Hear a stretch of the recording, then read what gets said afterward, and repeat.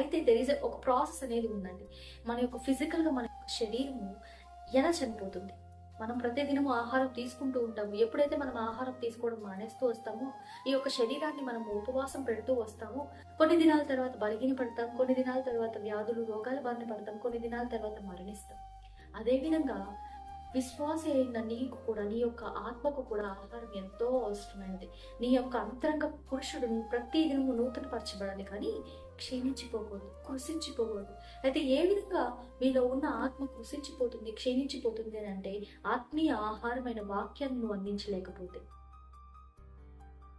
నీ యొక్క ఆత్మని నువ్వు పస్తు పెడుతూ వచ్చారనుకోండి, ఉపవాసం పెడుతూ వచ్చారనుకోండి, బలహీనపరచబడిపోతూ స్పిరిచువల్ సిక్నెస్ అనే స్టేజ్కి వచ్చేసి చివరిగా ఆత్మీయ స్పిరిచువల్ డెత్ అనే స్టేజ్కి వచ్చేస్తుంది.